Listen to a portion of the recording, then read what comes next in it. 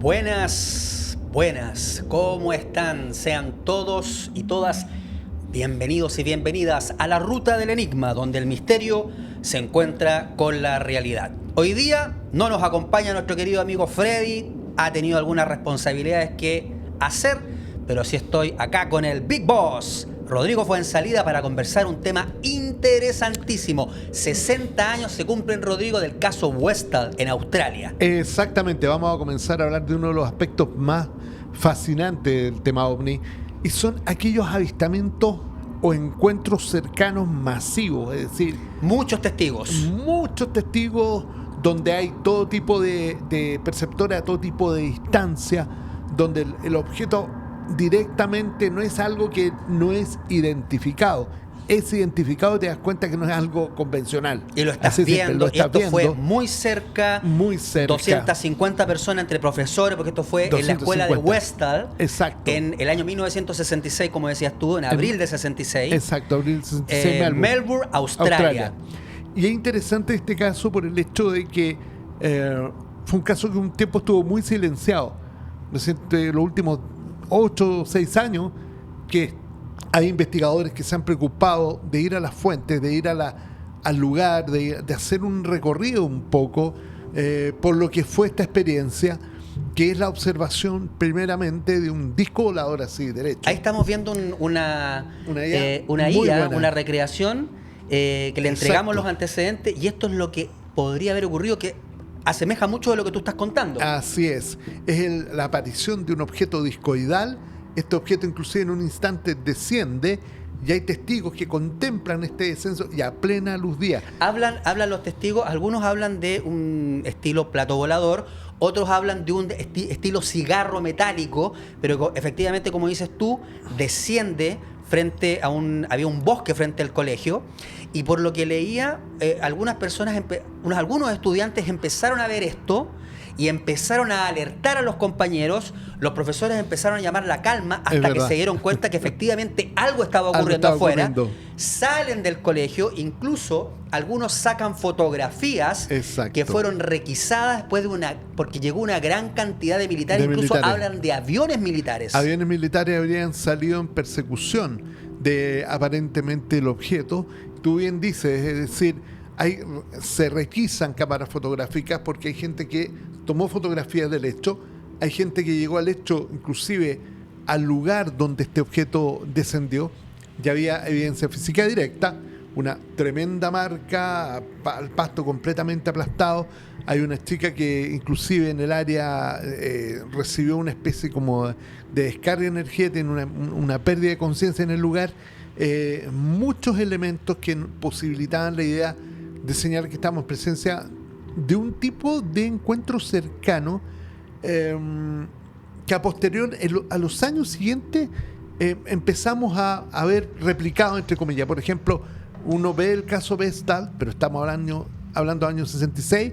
Después nos podemos remontar más adelante, el año 89, el incidente en Voronezh, Rusia, esta plaza donde también hay el caso Zimbabue también. Eso iba a llegar. Ese Zimbabue, caso también es muy similar a este, que también es un similar. colegio, También es un colegio. grupo de alumnos que también Ajá. ven descender, pero ahí Ajá. sale un ser. Un ser, pero fíjate que ese caso no es menor por el hecho de que hay un dato que poco se sabe. Esto fue el año 94, el caso famoso de Ruwa, que ahora hay un par de documentales. Pero fíjate que el 97, en Punta Arenas, acá en nuestro país, también hay un reporte de un descenso ovni en medio de un colegio.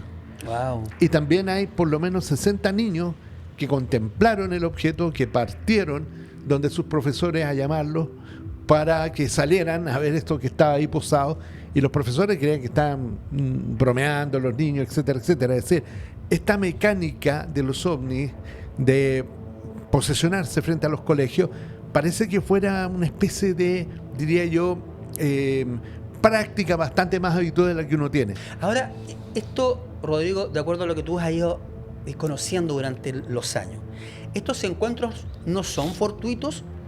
De alguna manera, No, yo ellos creo que no. quieren que esto ocurra. Yo creo que este tipo de encuentros cercanos, y hay que recordar las palabras del mítico Jacques Vallée, que Jacques Vallée plantea que la experiencia de encuentro cercano, el fenómeno genera un escenario donde se va a mover. Genera él es responsable por, en alguna medida, las variables que se van a implicar en ese descenso. Y en ese descenso puede que efectivamente estén estimulando, es decir, inconscientemente van a estimular a estas conciencias menores, que son niños. Estos niños hay que ver qué pasa con ellos en el tiempo. Da la idea, siendo cuidadosos también, porque no sabemos si vienen efectivamente para hacer este estímulo o vienen por otro motivo, porque ellos deben tener sus propios propósitos. No podemos ser tan antropocéntricos que pensar que van a estar ahí, van a venir por nosotros. Ojo ahí. Puede que en alguna medida estén tomando algún tipo de muestra de nuestro comportamiento tipo psicosocial, puede que estén estimulando inconscientemente. Dentro de todas estas variables, algo están recogiendo de ahí, viendo el comportamiento humano en los niños generalmente en el tiempo, y se le ha hecho un seguimiento con el caso Ruwa. Hay un documental que hizo efectivamente un realizador norteamericano varios años después del incidente en Ruwa, donde va a los hogares de 12, él encontró a 12 de los muchachos que protagonizaron esta experiencia de los 60 Ruwa, y todos, absolutamente todos, tenían una especie de impacto en sus vidas que esto no había día que no recordaran la experiencia. A mí lo que me llama la atención de este caso es la presencia de aviones. Claro. Pareciera que lo venían persiguiendo y se detuvo y después continuó el viaje. ¿Podría explicarse de alguna manera? Porque también los escépticos intentan de explicar de que había una base aérea, que podría haber sido tecnología y que querían tratar de ocultarla. Pero desde tu experiencia y de lo que tú has investigado este caso, tú descartas esa posibilidad. Claro, es decir, aquí estamos hablando de 250 testigos altamente impactados. Si tú estás viendo un avión modificado, te va a parecer raro, pero nunca te va a producir una especie de, diría yo, de bofetada, ¿no? Como le pasó a toda esta gente quedó con trauma, impactada. Bueno, de hecho, tenemos un extracto de un documental que hizo me parece que la televisión australiana, donde logran conversar con niños que hoy día son abuelos. Exacto. Son gente que todavía está viva y que siguen hoy día afirmando que lo que vieron es lo que vieron. Exacto. Vamos a ver, está en inglés, pero usted va a entender inmediatamente lo que ellos están diciendo, y fíjese que en algún minuto ellos dibujan y muestran lo que vieron. ¿Lo tenemos, Nico? Adelante. Vamos. And it was just humming. It was just sitting there and humming. And I couldn't believe it. There's a flying saucer. There's a flying saucer outside. It wasn't particularly high up, maybe 1,000 feet, clearly under some sort of control. Not an aeroplane, no wings, no propellers. There's one there and there's one over there. And oh my God, they're over the power lines. And they moved incredible speeds straight up in the air. We were crying, thinking it was the end of the world. It was just utter mayhem. I feel funny saying flying saucers because it seems like it's some comical thing or it's not true. The significance of the Westall case is the fact that there were so many people, the sheer volume of first-hand eyewitnesses. You've got kids out on recess saying the same thing 60 years later. This is what I saw. That's what I saw. Ahí está lo que vieron. What frustrates me, and I think all the other pupils, Ahí está la torre aún. is the attempts of having it buried. Could we just find out what it was, please? And it was just humming. It Wow, was qué just, buena Increíble, ¿eh? entrevista, Y qué buenísima. bueno que todavía existan y pese Sí. al paso del tiempo siguen diciendo que lo que vieron es lo que vieron. Lo que vieron, no puede. Lo dibujan, todos Claro. coinciden con lo mismo. Incluso tú ves los dibujos, no ves un cigarrillo, ves una No, nave, como una nave. como el concepto que nosotros tenemos de nave. Y ahí te das cuenta de que ellos estaban bajo la época del estigma ovni. En los 60, los 70, la CIA, el Occidente, le tiraba tierra al tema ovni con la finalidad de ocultar probable falencia en el sistema de defensa por parte de Estados Unidos, porque se pensaba que estos artilugios podían ser directamente armas soviéticas. Ahora, ¿alguna vez las Fuerzas Armadas Aéreas Australianas se han referido a este tema? No, pero hay casos emblemáticos donde han habido participación de la Fuerza Aérea. El año 78, por ejemplo, está el caso de David Fogarty, que era un camarógrafo de un canal australiano que logró capturar imágenes en medio del desplazamiento de un avión y le iba a hacer un reportaje de la desaparición de un piloto llamado Valentich. Este es uno de los casos más emblemáticos también donde hay probablemente aparición de ovni y desaparición de un piloto. Cuando él viaja de Nueva Zelanda a Australia, en medio del vuelo aparece efectivamente un objeto volador no identificado que logra hacer una película muy interesante porque el objeto hace una aceleración que solamente es capturada en un fotograma de la película, por lo tanto tiene que haberse desplazado a 10.000 kilómetros por hora. Wow. El caso de Valentich, esto ocurrió justamente el año 76. Es increíble. Hay un tiempo entre el 70 y el 80 donde Sí. hay una cantidad de experiencias de este tipo, pero Sí. una tras otra. Una tras otra. Valentich es un caso muy interesante que lo investigó el doctor Richard Haynes. Él volaba efectivamente, era un vuelo de Nueva Zelanda a Australia y él, en medio de este vuelo va comunicando a los controladores de tráfico aéreo que él estaba siendo seguido por algo de un color verde, una luz verde, que se posa en un instante sobre una avioneta Cessna y empieza a describir que tenía problemas con los controles y de repente ¡pum!, se perdió absolutamente la transmisión, se perdió todo. Y partió al instante un grupo de rescate y hasta hoy día no se encuentra el famoso avión de Valentich. En este caso estamos hablando también de un caso que debería ser desclasificado porque Claro. deben tener información. Lo más Deben haber probable. quizás fotografías que Sí. fueron requisadas, Sí. material audiovisual que fue Tú requisado. bien dijiste, hay una fotografía tomada que se descubrió hace poco. Creo que fue un testigo, profesor. claro, que toma una fotografía del momento, de la situación ahí, que aconteció con Valentich directamente. Y ahora los australianos han sido súper open mind, ¿okay? En torno al tema. ¿Y qué Ellos habrá han- pasado? Es un misterio, pues, es decir, la verdad que es un tremendo misterio. El doctor Richard Haynes, él hizo una conferencia cuando vino a FIDA 2000, que él fue el investigador a cargo un poco del caso Valentich.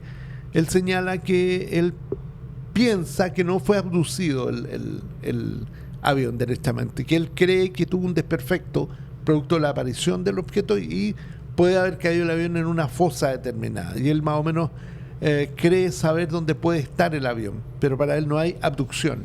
Para otros, Australia tiene más casos, es un país que Sí. se podría decir es rojo, no sé cuál es el término que se utiliza para Es decir- determinar si es un país donde, así como Chile, por ejemplo, en Chile tenemos Claro. avistamientos a lo largo de todo el país. Un día incluso leía que prácticamente todos los chilenos hemos tenido algún tipo de experiencia. Sí, exactamente. En Australia han habido casos, por lo menos desde la década de los 60, 70 también, como te digo, el caso que te hablé reciente de Valentich.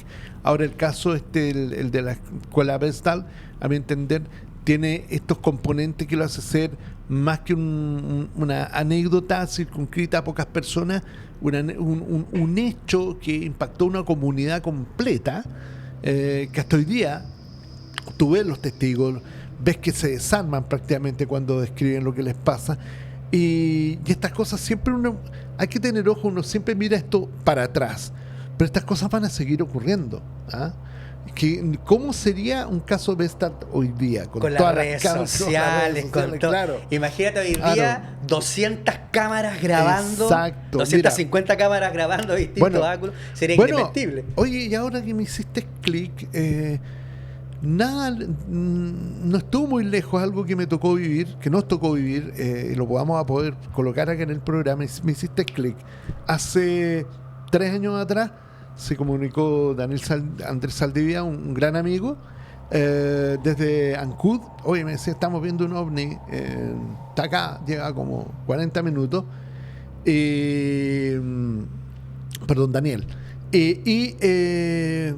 Yo de inmediato me conecto con él por Instagram y en medio de esa comunicación yo le pido alguna transmisión, por favor, muéstrenos el ovni. Y él sale de su casa y muestra en directo, ahí está el objeto, y era un objeto, una masa de luz que cambiaba de forma, lanzaba objetos menores, estaba lloviendo, y hay otra gente de la comunidad que comenzó también a hacer videos de distintos lugares. El objeto estuvo 4 horas. Bueno, el caso que tenemos acá en Chile emblemático fue el caso de los paracaidistas de Maipú. También. Que también con También. cámara High 8 Sí, en esa época. Mira, Sí. ahí tenemos esta imagen, mira. Esta es Ancud. Ah, no, pero no es. No. No, es en la noche. Esto no está publicado. Lo tengo Ya. ahí en mis X-File, pero gracias por la Están imagen. atentos ahí en el están atentos. Switch. No, lo tengo. No, un día lo voy a traer el caso porque es muy completo. Es como el caso Vestar en alguna medida, porque aquí estamos viendo un ovni, una tremenda cosa que está bajo las nubes, que está horas, que genera una luminosidad increíble. La gente. ¿Tú tienes ese material? Sí, tengo. Ya, la- ¿sabes que un día vamos a revisar Sí, todo el material? sí, Porque sí. además hay que contarle a la gente que usted, maestro, trabaja en el sur y también tiene las denominadas luces malas, La luz tiene mala. registro. Vamos a ver algunos registros que están siendo parte de un documental que estamos realizando. Ahí de mostrar algunas cosas. regálenos alguna papita, No, por supuesto. po. Por supuesto, de nuestros encuentros con la luz mala junto con Charlie, quien ha sido el responsable, el motor un poco de sacar adelante el proyecto. Y vamos a poder comentar, ver todo este fenómeno y pasearnos por una historia desconocida de Chile, porque en Chile pasan cosas que de repente no se comunican, o simplemente la gente las reprime, y de repente, claro, a uno lo ven y le cuentan el tremendo historial, el tremendo bastión, pero ojo, hay que también tener cuidado, porque hoy día también los elementos de confusión que tenemos son múltiples.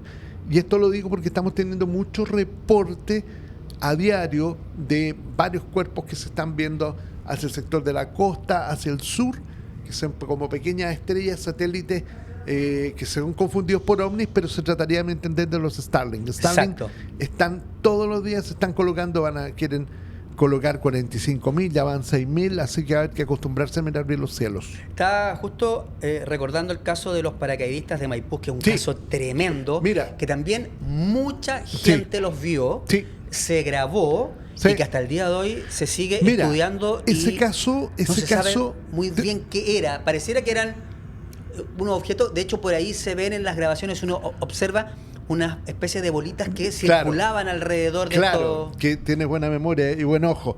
Justamente ese caso me llegó mientras estaba en el Buenos Días a Todos. Me llamó un muchacho diciendo lo que tú decías al principio. Oye, estaba en el cumpleaños de mi hijo y vi que venían unos paracaidistas, les denominamos paracaidistas, unos tipos que estaban cayendo, pero en un instante no abrieron paracaídas, se detuvieron, eran 10, se detuvieron. La mitad se fue hacia arriba, la otra mitad volando así horizontal, y le hice un video. Dice, pero ¿cómo puede ser esto, pa? Fíjate que hay una verdadera historia de archivos X de ese caso. Nosotros hicimos una reunión.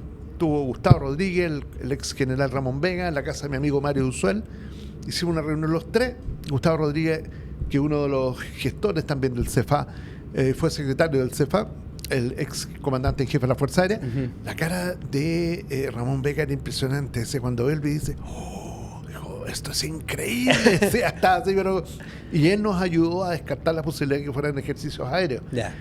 Hicimos toda una investigación por detrás y el video lo pasamos a nuestros amigos del CEFA en un minuto.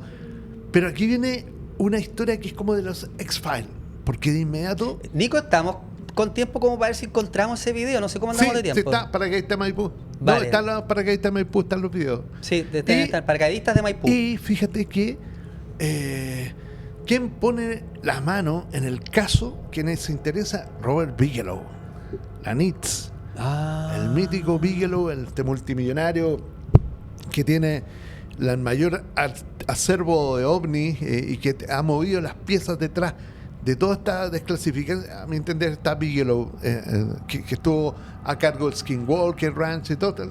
Hemos hablado. Mira, ahí está. los famosos 28 Sí, de enero. Ahí Wow. está.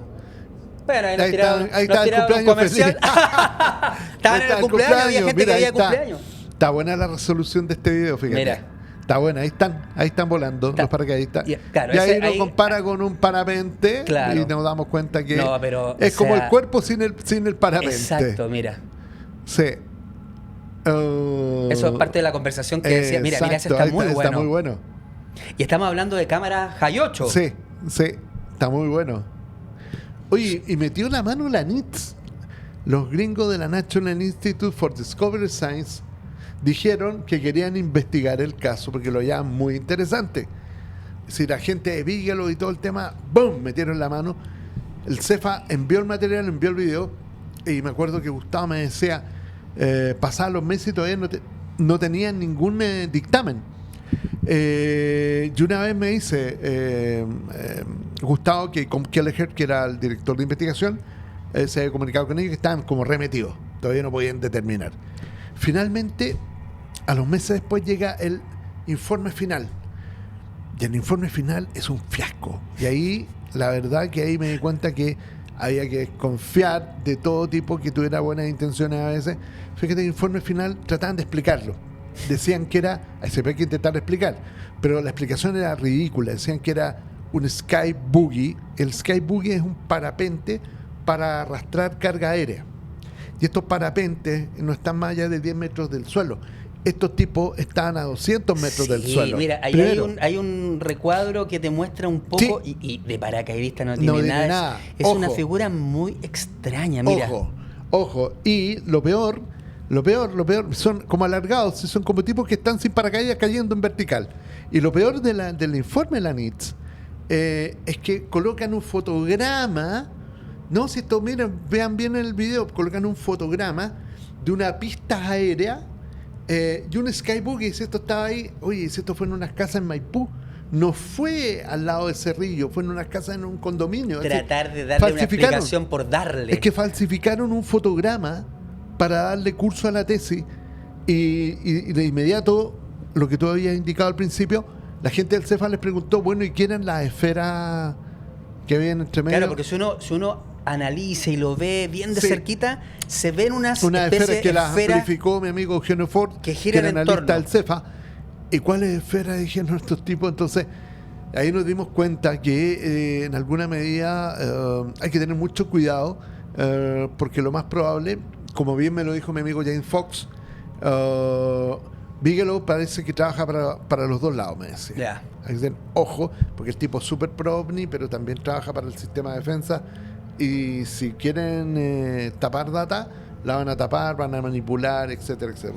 Por eso hoy día también hay que tener mucho cuidado con todas las informaciones que estamos recibiendo a diario, con las redes sociales. Hay que confiar en lo que nosotros podemos hacer y transparentemente mostrar. Y sobre todo con los testimonios de gente que es súper honesta, que no tienen ningún otro interés que el que le respondan de qué se trató lo que vivieron, ¿no?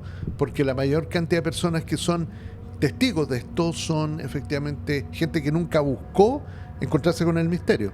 Exacto. Bueno, para eso también hacemos este espacio, para que conversar, para hacer un poco de historia y para darnos cuenta que estos fenómenos nos acompañan siempre desde tiempos ancestrales. Son parte de la realidad. Los antiguos han hablado de estas entidades y creo que estamos llegando a un tiempo de efectivamente conocer la verdad, pero conocer la verdad para poder seguir avanzando. Si nosotros tenemos el conocimiento te libera, corre el velo de la ignorancia y te permite comprender y avanzar de buena manera y así también conocer lo que ocurre afuera, pero también lo que ocurre adentro. Exactamente, tener las piezas totales de este rompecabezas que nos permitan comprender la existencia en términos más profundos y ver en qué medida podemos participar de ella en mejor medida, ¿no? Exacto. Bueno, amigos, amigas, queremos agradecer por quedarse aquí y a conversar con nosotros. Para nosotros y para todo el equipo